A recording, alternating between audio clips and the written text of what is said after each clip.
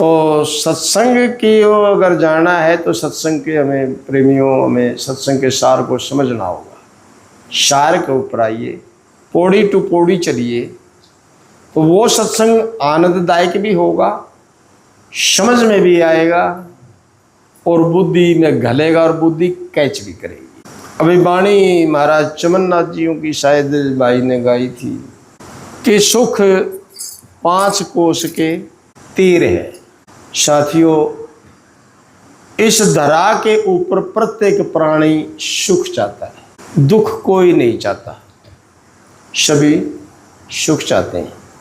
छोटी सी चींटी को भी एक थोड़ा तिनका उसको आप बढ़ाओ तो वो भी तिलमिला उठती है, वो भी भागती है, लेकिन फिर भी इस जीव को सुख की प्राप्ति नहीं हो रही है। और विचार का विषय ये बन जाता है कि भांत भांत के दुख हैं यहाँ। कोई तन से दुखी है, कोई मन से दुखी है, कोई धन से दुखी है, कोई व्यवहार से दुखी है, कोई परिवार से दुखी है, कोई सरकार से ही दुखी है। यानी दुखी सब है। तो महापुरुष फरमा रहे हैं कि जिस सच्चे सुख की तू तलाश कर रहा है वो 5 कोस का किनारा, तीर मैंने किनारा होता है, यानी 5 कोस का परले तीर के ऊपर 5 कोस के पार वो सुख है, लेकिन बिन सतगुरु के उसकी प्राप्ति नहीं हो सकती। इस संसार के अंदर सबसे बड़ा दुख क्या है बताओ कोई? इस संसार का सबसे बड़ा दुख क्या है? अज्ञान से बड़ा और इस संसार के अंदर कोई दुख नहीं है। सबसे बड़ा दुख केवल और केवल अज्ञान है। ठीक है, अब किसका अज्ञान है? कौन सा अज्ञान है? किसी को किसी वस्तु का ज्ञान नहीं है, किसी को किसी पदार्थ का ज्ञान नहीं, किसी को किसी चीज का ज्ञान नहीं, किसी को किसी चीज का ज्ञान नहीं। कौन से अज्ञान की बात? तो अज्ञान ये नहीं है जो किसी वस्तु पदार्थ विशेष का हो, ये कोई अज्ञान नहीं है। अज्ञान है केवल अपने स्वरूप का, अपने निज स्वरूप का अज्ञान है। इससे बड़ा कोई अज्ञान नहीं और इससे बड़ा कोई दुख भी नहीं। तो इसलिए दुखों का मूल केवल और केवल इस जीव का अपना अज्ञान है। तो अज्ञान के पर्दे इसके ऊपर चढ़े हुए हैं जीव के, और वो बिना सतगुरु के उतर नहीं सकते, असंभव है। नाना प्रकार से ये जीव भ्रमित है। यदि हम किसी से ये कहें कि तुम कौन हो, तुम क्या हो, तो विचार का विषय। उस जीव की सबसे पहले उंगली इस देह की तरफ जाती है कि मैं ये हूं। स्वाभाविक बात है, सबसे पहले उंगली उसकी देह की तरफ जाती है कि मैं ये हूं। ठीक है, ये पहला ही पर्दा अज्ञान का है, यानी देह आत्म भ्रम, यानी वो देह को अपना आप मानता है, अपना आपा मानता है। ये पहला भ्रम का पर्दा इस आत्मा के ऊपर चढ़ा हुआ है, ये आवरण है, देह आत्म भ्रम। हमारे ये राजस्थान से सिक्कर से आ रहे पीछे ये मेरे से पूछ रहे थे सब भ्रम कै प्रकार का होता है। तो इस देह को आत्मा मानना ये पहला भ्रम है। इससे आगे एक इससे भी और सूक्ष्म पर्दा पड़ा हुआ है कि ये जो प्राण इसके अंदर चल रहे हैं वो इस प्राणों को ही कहता है कि ये आत्मा है। अब जहां तक देह पर बात आई कि देह आत्म भ्रम, ये कहता है कि ये देह आत्मा है, मैं यही हूं। सबसे पहली उंगली इसकी शरीर की तरफ जाती है। तो यहाँ सदगुरु वाले आए दो जहान क्लियर कट करते हैं, गुरु विवेक के रस्ते पावे जड़ चेतन कर दो ही रे, तू चेतन ये जड़ है देई। कि जिस शरीर को तू आत्मा माना बैठा है ये तो जड़ है, तू चेतन ये जड़ है, तू देही 5 भूत की सोई रे, और 25 प्रकृति जड़ है, 5 विषय जड़ होई रे, 10 इंद्री जड़ पिछड़, और ये जड़ प्राण भी सोई रे। प्राणों को भी कहता है ये प्राण चेतन है। महापुरुष कहते हैं ये प्राण तेरे जड़ हैं, ये आत्मा नहीं है। तू प्राणों को जानने वाला है, तू इस शरीर को जानने वाला है। ये शरीर तेरे को जानता ही नहीं, ये प्राण तेरे को जानते ही नहीं, तू है कौन। लेकिन तू प्राणों का भी ज्ञाता है, तू प्राणों को भी जानता है, तू शरीर को भी जानता है। और जड़ है चतुरे अंतस तेरे, मन चित्त बुद्धि अहंकार, ये भी जड़ है। क्यों? क्योंकि सकोपत खबर ना कोई रे। जब सकोपत में होते हो तो वहां पर आपका ना मन काम करता है, ना आपकी बुद्धि कार्य कर रही है, ना आपका चित्त चितवन करता है, और ना ही वह कोई अहंकार है। केवल एक परम एक शांत रूप अवस्था है और जड़मूढ़ वृत्ति है इसकी। दास गुलाब करे जीव चेतन सर्व चेतन हुई। तू चैतन्य है, तेरी सता से ये सारा चेतन तेरे को दिखाई दे रहा है, भास हो रहा है, तेरे को आभास हो रहा है चेतन का। ठीक है, तो पहला भ्रम है उंगली की देह की तरफ जाती है कि देह आत्म भ्रम, और दूसरी है प्राणात्म भ्रम कि ये प्राण है, ये आत्मा है। आत्मा चैतन्य है, प्राण चेतन नहीं है। कैसे चेतन नहीं है? चेतन उसको कहते हैं जो स्वयं को भी जानता है और अपने से भिन्न किसी और को भी जानता है, उसको चेतन कहा जाता है।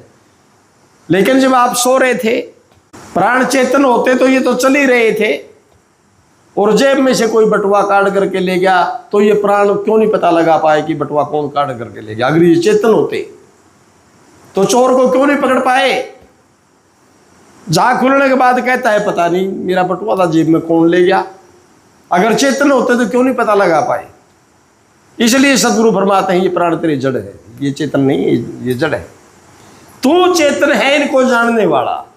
फिर ये कहता है जहां पर नाना प्रकार के आपके अंदर विचार प्रकट होते हैं, भावनाएं पनपती हैं, इच्छाएं नाना प्रकार की बलवती होकर के अपना कार्य करती हैं, नाना प्रकार की तृष्णाएं जन्म लेती हैं, नाना प्रकार के विचार प्रकट होते रहते हैं, निरंतर लीन होते रहते हैं।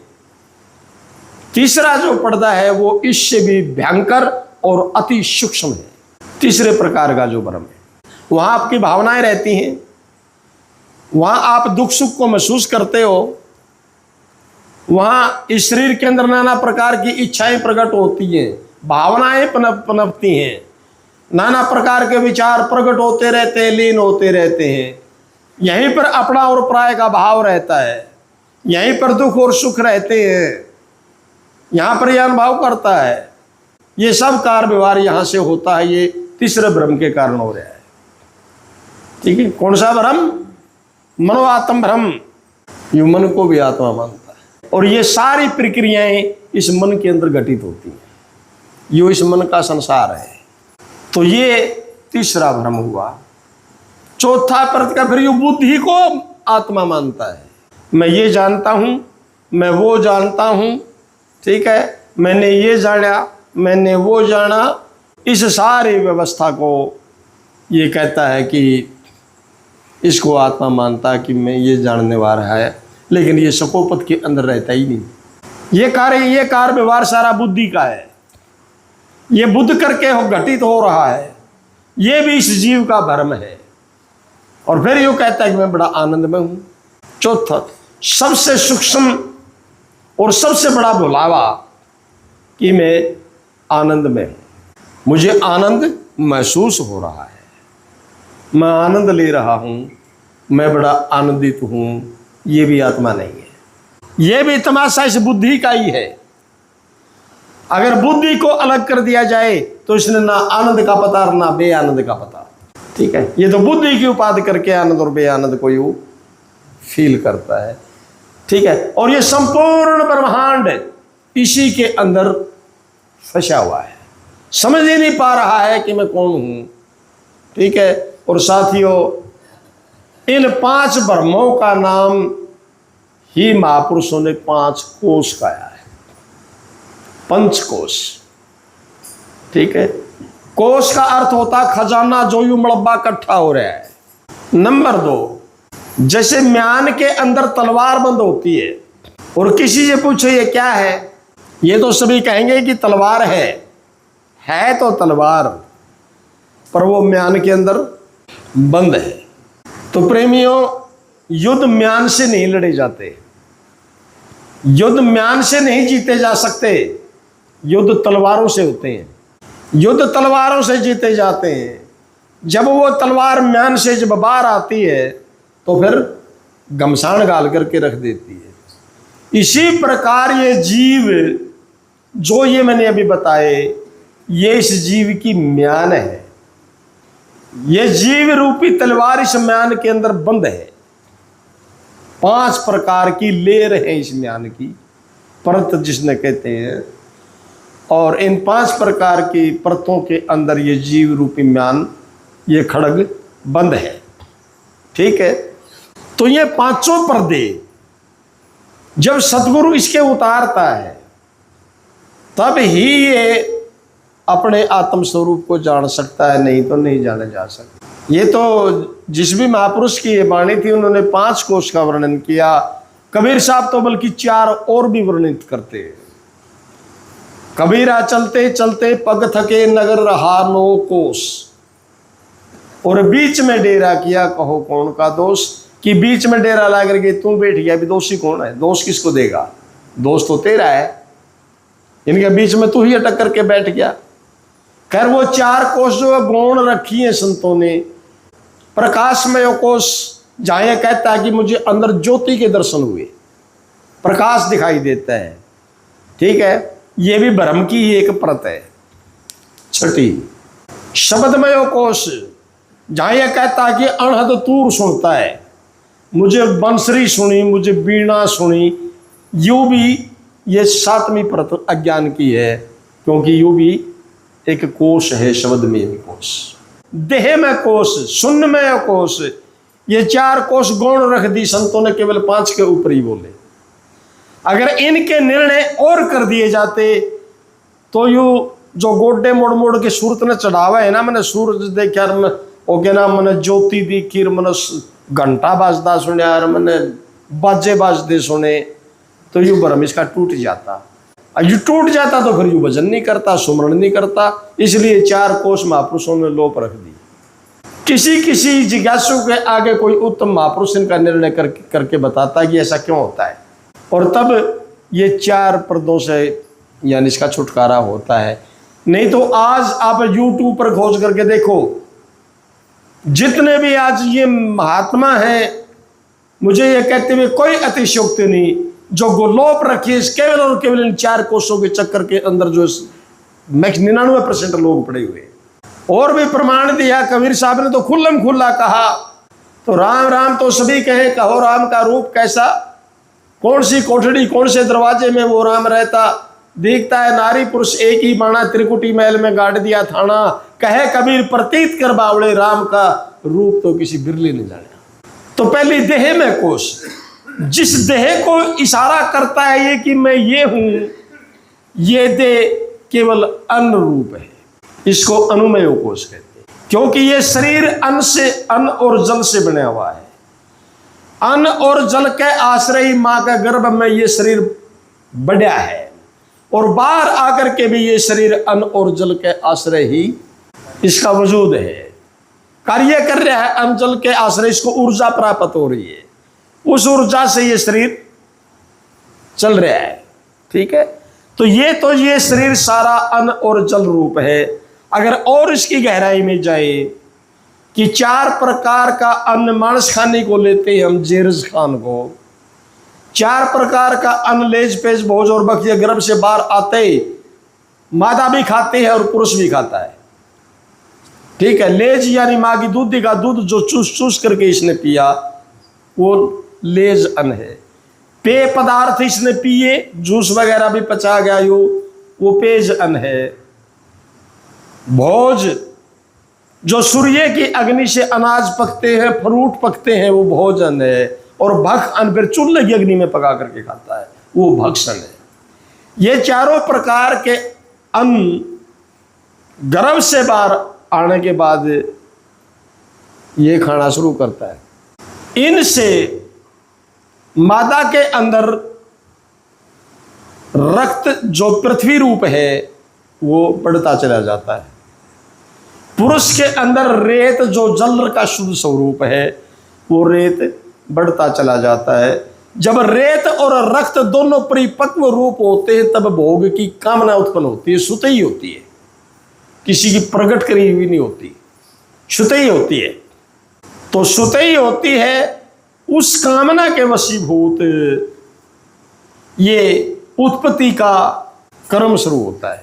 उत्पत्ति के निमित्त नर मादा का मेल होता है, उस मेल से वही पृथ्वी तत्व की रक्त बूंद मादा से आती है और वही जल तत्व की रेत बूंद पुरुष से आती है। दोनों के मिलने कर जो गर्माश प्रकट हुई वो अग्नि तत्व है।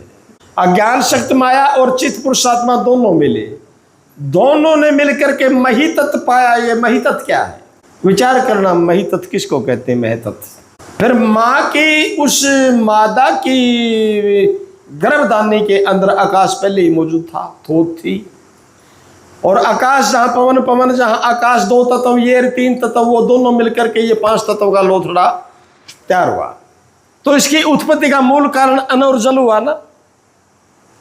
फिर मां के गर्भ में प्रवेश किया तो मां जो अन्न और जल खाती थी उसी का रेशा गर्भ तक पहुंचा, यानी जो तांदवा मां की नाभि से जुड़ा हुआ था, इसकी नाभि गल गया हुआ था, उसके द्वारा वही अन्न जल का रस गर्भ तक इसके अंदर गया और यो गर्भ के अंदर उसी अन्न और जल के आश्रय ये शरीर बढ़ता और फूलता चला गया।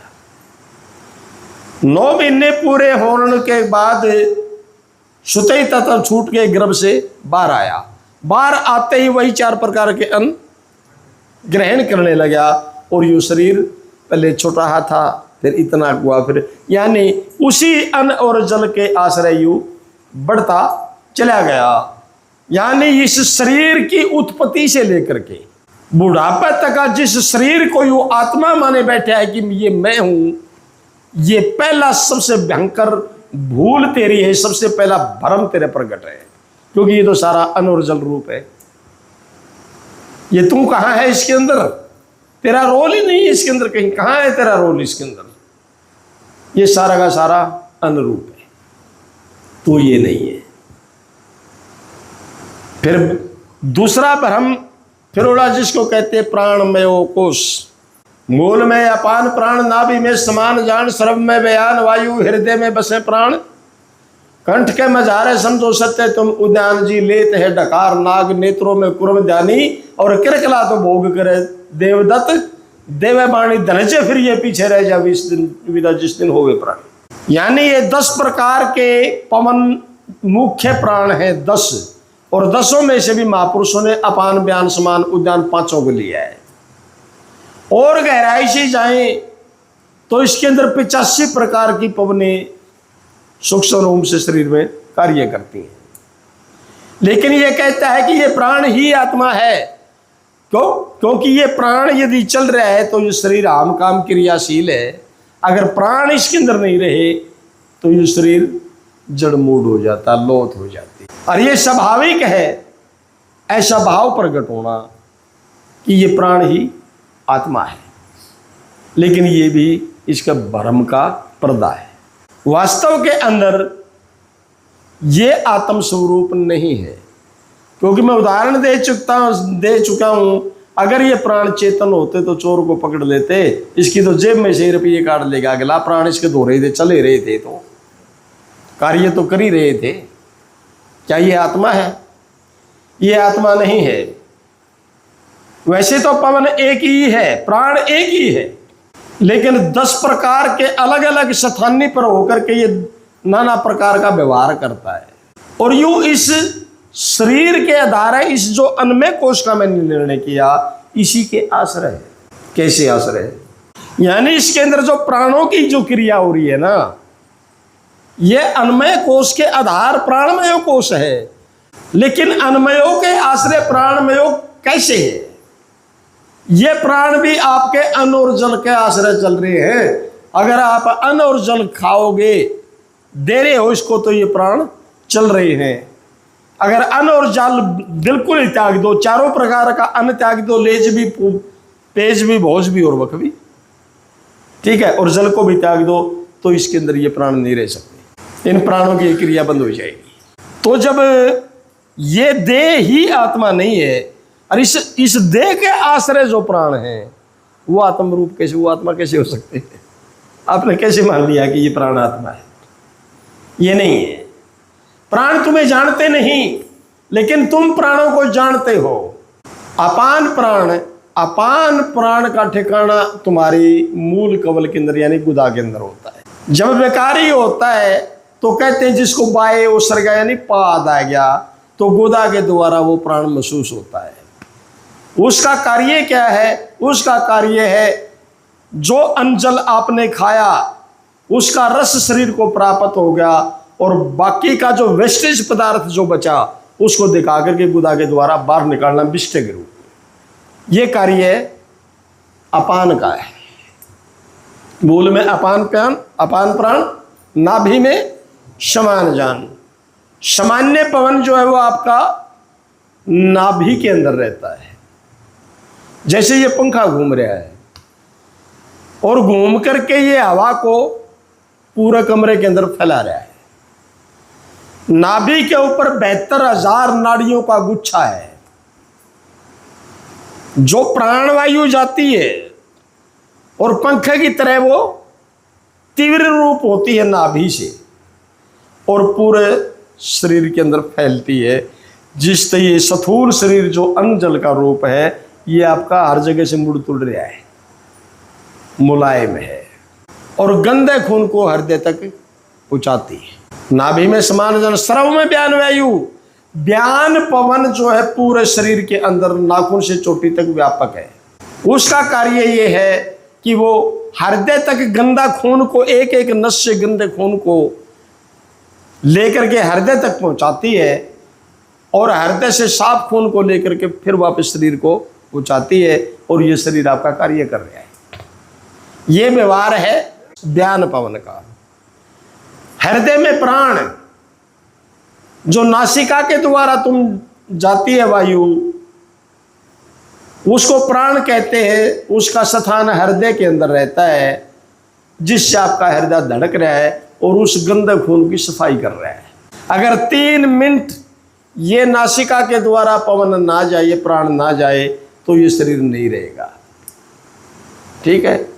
तो लोग कहते हैं गगन मंडल से अमृत बरसे।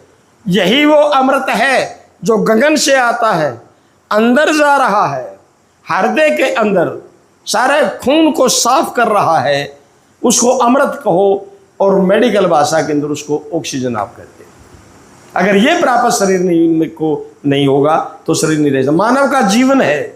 महान पुरुषों ने, हमारे उत्तम महापुरुषों ने इसी को नाम का आधार माना है। ठीक है। ये कार्य है प्राण वायु का। ये कहता है ये प्राणों के आश्रय जिंदा है, लेकिन प्राण आपको नहीं जानते। आप प्राणों के भी महाप्राण हो क्योंकि आप प्राणों के भी ज्ञाता हो, जाननार हो, तुम साक्षी हो उन प्राणों के भी। और हृदय में कंठ के मझारे समझो सत्य तुम उद्यान जी। यहाँ कंठ के अंदर उद्यान प्राण का पवन काम करती है। उसका कार्य जो तुम खाना खाते हो, अगर ये प्राण यहाँ ना हो तो यू नीचे नहीं जाएगा खाना, यही कहीं यही अटका रहेगा। जो हम खाते हैं उसको खा दिखा करके यही पवन है जो हमारे आमाशय तक लेकर के जाती है, हमारे पेट तक लेकर के जाती है। और जब विकारी हो जाती है तो उल्टी आदि का अंजाम भी होता है। उल्टियां जो लगती हैं इसी के कारण लगती है। ठीक है। ये उद्यान पवन का कार्य। उबासी तुम लेते हो, ठीक है, देवदत्त के कारण। देवदत्त प्राण है। आंखें तुम्हारी अपनी आप ये खुल रही हैं, बिड़ रही हैं, पलकें झपक रही हैं। तुम झपका रहे हो क्या? तुम नहीं झपका रहे, ये सुतई प्रक्रिया हो रही है। ठीक है। ये कुरम प्राण के कारण हो रही है। कहने का भावार्थ और धनंजय फिर ये डकार नाग पवन के कारण तुम्हें डकार आती है। और ये अंधे लोग उबासी ज्यादा आने लग जाती तो कहते हैं इसका तो शरीर टूटा, कोई ओपरी का साया हो गया, इसको तो उबासी पे उबासी आ रही है। जबकि मात्रा देवदत्त जो पवन की मात्रा बड़ी है उसको ये बार बार उबासी लेकर के बाहर निकालने का प्रयास कर रहा है, लेकिन ये ऊपरी पराई में जा बढ़ते हैं जो अज्ञानी लोग। ठीक है। और जब शरीर छूटता है तो ये 9 प्राण शरीर का त्याग कर देते हैं। धनंजय प्राण शरीर के अंदर रहता है, वो त्याग नहीं करता। जिसके कारण मुर्दा डेड बॉडी फूल जाती है। वो यही प्राण है, इसके कारण डेड बॉडी फूल जाती है। एक शरीर चला गया, सारी रात मुर्दे के पास लोग बैठे रहते, क्यों? जब वो मरेगा तो वो भाग करके जाता है कहीं, क्यों पहरा देते हैं हम उसका? इसी प्राण के कारण देना पड़ता है। और उस मुर्दे के नाक और कान के अंदर रुई डाल दी जाती है। अगर बाहर की जो प्राण, जो पवन है, जो ऑक्सीजन है, अगर उस धनज प्राण से जाकर के टच करगी तो डेड बॉडी खड़ी हो सकती है, मुर्दा खड़ा हो जाता है। और डेड बॉडी ने खड़ी देख के किसी एक आधा और मर जाएगा डर करके, इसलिए रात में उसके पास बैठे रहते हैं लोग, डेड बॉडी के पास। तो उसका काम क्या है? इस बॉडी को फुलाती है। हमारे हिंदू धर्म अनुसार जब हम उसका संस्कार करते हैं तो वो बांस लेकर के और वो उसके सिर की तरफ किया जाता है, क्योंकि वो शीश के अंदर होता है, ताकि वो प्राण शरीर का त्याग कर दे, बाहर निकल जाए। और कईयों का तो ऐसा बम जैसा ब्लास्ट होता है, सारी चिता बिखर जाती है, वो उसी प्राण के कारण होता है। ठीक है, तो कहने का भावार्थ, इस शरीर के अंदर जितनी प्रक्रिया हो रही है, जितनी क्रिया है, यू चल रहा है, फिर रहा है, खून दौरा कर रहा है, आपका दिल धड़क रहा है, आपकी नाड़ी तंत्र कार्य कर रहा है, आपकी नसें कार्य कर रही हैं, ठीक है, आपका किडनी कार्य कर रहा है, आपका लीवर कार्य रही है, जितनी भी क्रिया शक्ति है ये सारी की सारी इस पवन की है। लेकिन यू अज्ञानी कहता है कि मैं कर रहा हूं, यू मैं मानता है अपना आपको, इसको कहता है कि ये मैं ही हूं, लेकिन इसमें तेरा कोई व्यवहार ही नहीं है। तो सारा का सारा व्यवहार प्राणों का है, ये तो पवन का है। तो ये भी आत्मा नहीं हो सकता। ये भी दूसरा भ्रम का पर्दा मैं कह रहा था कि और अति सूक्ष्म और झीना है। अब ये कैसे पहचाने आपको मैं कौन हूं? फिर आ गया इसी के आधारे आ गया मनोमय कोश। इसके आधारे कैसे? अन्न जल इसको डाल रहे हो तो तुम्हारे अंदर ये प्राण कार्य कर रहे हैं, और प्राण कार्य कर रहे हैं तो ये तुम्हारा मन कार्य कर रहा है। अगर इसमें प्राण ही नहीं होंगे तो मन कार्य कर ही नहीं सकता। ये इसके आश्रय है। और इस मन के अंदर आ जाती है फिर 5 कर्म इंद्रिय। मन कर्म इंद्रिय को कर्म करने के लिए प्रेरित करता है, क्योंकि इसके अंदर विचार प्रकट होते हैं, भावनाएं पनपती हैं और नाना प्रकार की इच्छाएं प्रकट होती हैं हमारे अंदर। उन इच्छा पूर्ति के लिए मन जो है इन इंद्रियों को, कर्म इंद्रियों को प्रेरित करता है, इंद्रिय कर्म करने के लिए तैयार होती है। और अहंकार सहायक है, अहंकार में आकर के और इंद्रियों के द्वारा ये उस कर्म को अंजाम देता है। अहंकार के बगैर कर्म नहीं हो सकता। तो दुख सुख जन्म मरण भूख प्यास हर्ष शोक अपना पराया, नाना प्रकार के व्यवहार, नाना प्रकार के विचार, नाना प्रकार की तुम्हारे अंदर भावनाएं पैदा होती हैं। और यो जीव इस जंजाल में फंसा रहता है, ये कर लूं वो कर लूं, ये कैसे वो कैसे, वो अपना वो पराया, वो मर गया, वहां गमीर वहां खुशी। ये सारा तमाशा इस मन का है। और इन्हीं सभी को यूं कहता है कि उन भावनाओं को मन की है, ये खेल मन का है, लेकिन यूं कहता है मैं हूं। मन के कर्म को अपना कहता है मेरा कर्म है, मैंने किया, मेरे ऐसे विचार हैं, ये भावना मेरी थी, ठीक है, ये इच्छा मेरी थी। तुम इस उपाधि से परे हो। ये तीसरा पर्दा जो है ये मनोमय तंत्र का है, ये कलोल मन का है। पाप और पुण्य, तेरा और मेरी, जन्म और मरण, ये सारे के सारे इस मन के अंदर प्रकट होते हैं। ये अंतःकरण दोषी है, ये तुम्हारा धर्म है ही नहीं, लेकिन इस मन के धर्म को तुम अपने में आरोपित करके और खुद ही दुखों को प्राप्त हो रहे हो। महापुरुष का प्रमाण था सुख 5 कोश से तीर है। इन 5 भ्रमे से परे है वो सुख। कोई ऐसा उत्तम महापुरुष हो तोड़ करके इस जंजाल को और उस जीवात्मा को बाहर निकाले। इससे भी सूक्ष्म फिर बुद्धि आती है आपकी, विज्ञानमय कोश। इसके अंदर 5 ज्ञानेंद्रिय आती हैं, 6ठी बुद्धि आती है, और बुद्धि का सहायक यहां पर चित्त कार्य करता है। चित्त के द्वारा यह चितवन करता है। ज्ञान इंद्रियों के द्वारा ये ज्ञान करता है, चितवन करता है। उस चितवन किए हुए के ऊपर बुद्धि निश्चय करती है कि हाँ ऐसा है। ये निश्चय बुद्धि का धर्म है, स्वरूप है इसका, कार्य है इसका। और निश्चय से जुदा बुद्धि का कोई स्वरूप नहीं है कि आप बुद्धि को हाथ में लेकर के देख लोगे, ये और ज्यादा सूक्ष्म है। लेकिन यूं कहता है, मन ने देखा, मन ने सुनिया, मेरे को ठंडा लगा, मेरे को गर्म लगा, मन ने न्यू कहा। यानी इन पांचों ज्ञान इंद्रियों की उपाधि बुद्धि सहित अपने में आरोप करके ये कहता है कि अज्ञानी कहता है कि ये धर्म मेरा है, ये सारे कार्य मेरा है, लेकिन इनमें से कोई भी कार्य तेरा नहीं है, क्योंकि ये एक दूसरे के आधार हैं। जब अन्मय कोश आत्मा नहीं है तो प्राणमय कोश आत्मा कैसे हो सकता है? और प्राणमय कोश आत्मा नहीं हो सकता तो फिर मनमय कोश आत्मा कैसे हो सकता है? और जब मनमय कोश आत्मा नहीं है तो फिर जो है विज्ञानमय कोश आत्मा को कौन साबित कर देगा? कैसे हो जाएगी? ये कदापि नहीं हो सकती, ये भी तू आत्मा नहीं है। फिर कहता है कि मैं बड़ा आनंद हुआ, ज्ञान हो गया, मेरे को आनंद हुआ। तेरा सारा ज्ञान ये इस बुद्धि के आश्रय है, और जब सकोपित में तुम जाता है तो तेरा ये ज्ञान बिल्कुल जीरो हो जाता है। और जब ये शरीर छूटेगा, अगर ये ही आत्मा माने बैठे हो, जब ये शरीर जाएगा, तेरा यो किया हुआ ज्ञान मुझे बताइए तेरा काम क्या आएगा? क्योंकि ये तो इस बुद्धि का आश्रय है। सकोपत में बुद्धि रहती ही नहीं, तब ही तेरे इस ज्ञान का नाश हो जाता है। इसलिए महापुरुषों ने कहा, अष्टांग योग साधा नहीं केवल ज्ञान उद्धोत, अंत समय मूर्छा दलोर फिर नाश ज्ञान का होत। तेरा यो ज्ञान नाश को प्राप्त हो जाएगा। ये क्या सहायता करेगा तेरी, क्या सहायक होगा? तो यो आनंद और बे आनंद ये भी इस बुद्धि का ही तमाशा है। तो ये 5 की 5 कोष तक ये पांचों के पांचों पर्दे तेरे भ्रम के पड़ रहे हैं, और तू कहता है कि मैं ये हूं, मैं यही हूं। 5 कोष अन आत्मा समबुद्धि गाते, बुद्धि समेत ये आत्मा नहीं, ये अनात्म है, अनात्मा है। और जो बनता और मिटता है, जो जन्मता और मरता है, जो मैंने ये वर्णन किया, यूं है वो खेल।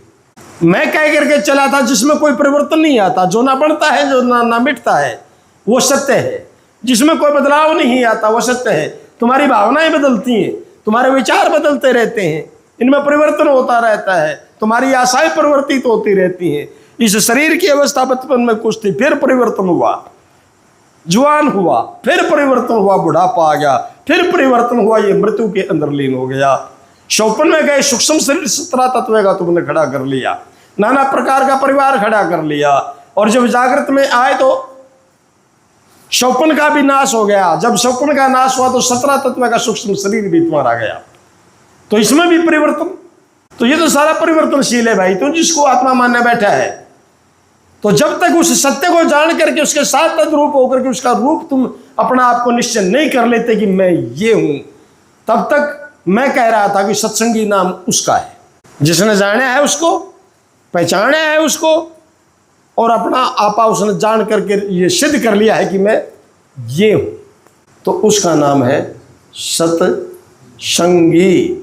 तो ये तो सारा का सारा परिवर्तनशील है, बढ़ता है, मिटता है, परिवर्तन होता रहता है।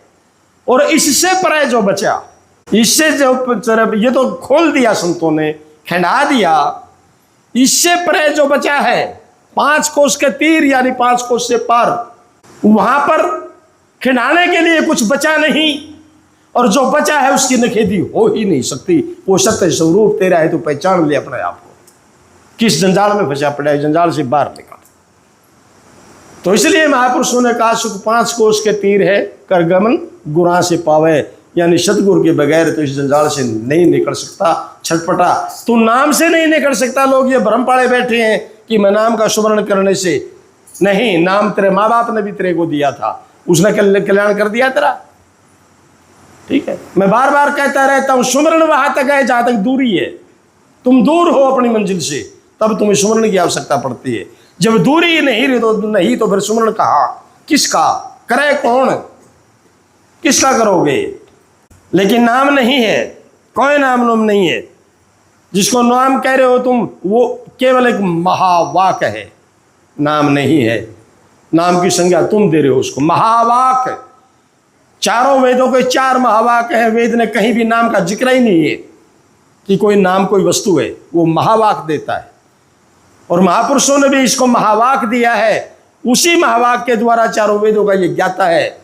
जिन महावाकों के ऊपर चारों के चारों वेद स्थापित हैं, चारों के चारों वेद इतने बड़े बड़े ये पोथे, उन्हीं महावाकों का विस्तार है। और जितना भी उपदेश है, जो महापुरुष ने तेरे को महावाक दिया था, ये सारा उसी का विस्तार 8वें विश्राम तक संतों ने करके इस जीव को ब्रह्मजाल से बाहर काट करके मुक्ति प्रदान की है, इसको मोक्ष प्रदान किया है। बोल श्री सद्गुरुदेव महाराज की जय।